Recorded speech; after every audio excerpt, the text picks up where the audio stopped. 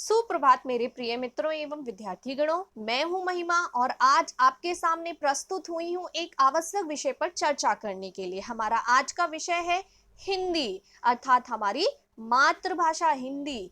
जी हाँ, बिल्कुल आप सही समझ रहे हैं। आज हम हिंदी के बारे में बात कर रहे हैं। क्यों?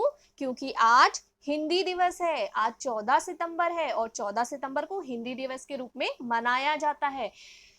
14 सितंबर को ही हिंदी दिवस क्यों मनाया जाता है? इसके पीछे कोई तो कारण होगा। जी बिल्कुल, बिल्कुल इसके पीछे कारण है। 14 सितंबर को हिंदी दिवस इसलिए मनाया जाता है क्योंकि 14 सितंबर को ही हिंदी को भारत की राष्ट्रीय भाषा के रूप में सम्मान दिया गया था। भारत की राष्ट्रीय भाषा के रूप में अपनाया गया था। इसीलिए हर साल प्रति वर्ष 14 सितंबर को हिंदी दिवस के रूप में मनाया जाता है। हिंदी हमारी मातृभाषा है, हमारी राष्ट्रीय भाषा है। तो आज हम हिंदी के विषय में कुछ महत्वपूर्ण विषयों पर चर्चा करेंगे। चलिए शुरू करते हैं आज की चर्चा। हिंदी भाषा की लिपि। हिंदी भाषा की लिपि क्या है? आपको पता है सभी भाषाओं की कोई ना कोई लिपि जरूर होती है। तो हिंदी भाषा की लिपि है देवनागरी, जो आप बचपन से पढ़ते हुए आ रहे हैं। हिंदी भाषा की लिपि देवनागरी है। हिंदी भाषा का उद्गम। हिंदी भाषा का उद्गम अर्थात हिंदी भाषा किस भाषा से निकली है? हर भाषा किसी न किसी दूसरी भाषा से निकलती है या उसका जन्म होता है। तो इस प्रकार आप कह सकते हैं कि हिंदी भाषा का जन्म संस्कृत भाषा से हुआ है। संस्कृत भाषा हिंदी भाषा की जननी अर्थात माता है। तो हिंदी भाषा का जन्म संस्कृत से हुआ है। हिंदी को राष्ट्रीय भाषा की उपाधि अर्थात हिंदी को हमारे भारत ने राष्ट्रीय भाषा की उपाधि 14 सितंबर 1949 को दी थी। अर्थात 14 सितंबर 1949 को हिंदी को भारत की राष्ट्रीय भाषा की उपाधि प्राप्त हुई थी। हिंदी भाषा का परिवार। हिंदी भाषा का अपना एक परिवार है।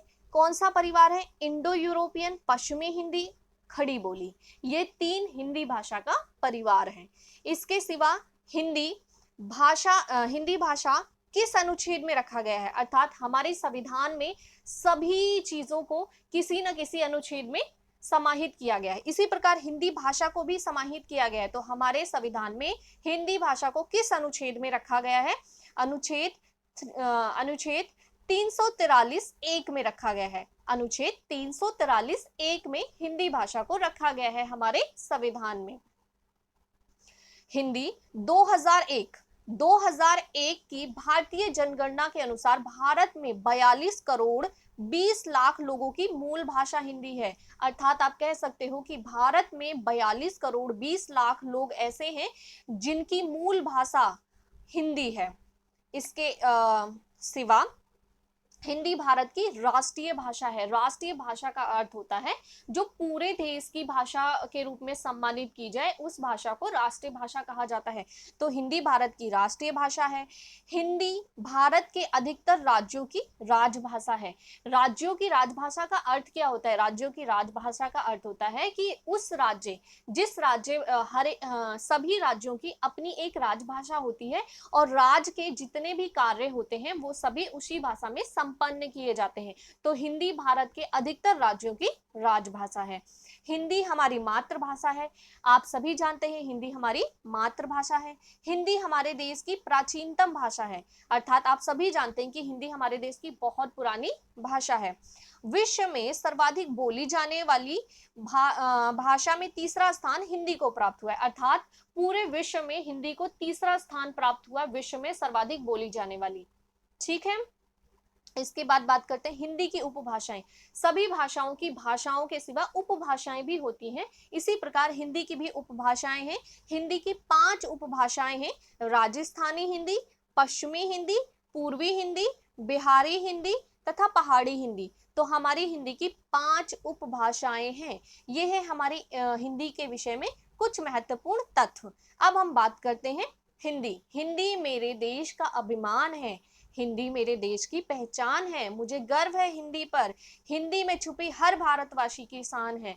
इसलिए हम सभी को अपनी मातृभाषा पर, अपनी राष्ट्रीय भाषा पर और अपनी राज्य भाषा पर गर्व होना चाहिए और अपनी भाषा का सम्मान करना चाहिए। कभी भी हमें किसी भी प्रकार की झिझक महसूस नहीं करनी चाहिए अपनी मातृभाषा का प्रयोग करने के लिए। तो हमें प्रतिदिन अपनी मातृभाषा का प्रयोग करना चाहिए और अपनी भाषा को और बेहतर करने का प्रयास करना चाहिए, जो आजकल के जीवन में अति महत्वपूर्ण हो गया है। आप सभी बच्चों का बहुत बड़ा वाला धन्यवाद मेरी इस वीडियो को सुनने और समझने। तो मैं आज आपको एक छोटा सा प्रश्न दूंगी, आपको कुछ शब्द देने जा रही हूं मैं, आपको इन सभी शब्दों के अर्थ हिंदी में बताने हैं। तो आपको कमेंट बॉक्स में जाना है और वहां हिंदी के इन 5 शब्दों का अर्थ हिंदी में बताना है। ये 5 शब्द हैं जो अंग्रेजी भाषा से लिए गए हैं, आपको इन अंग्रेजी भाषा के 5 शब्दों का अर्थ हिंदी में बताना है। चलिए जानते हैं आज के 5 शब्द।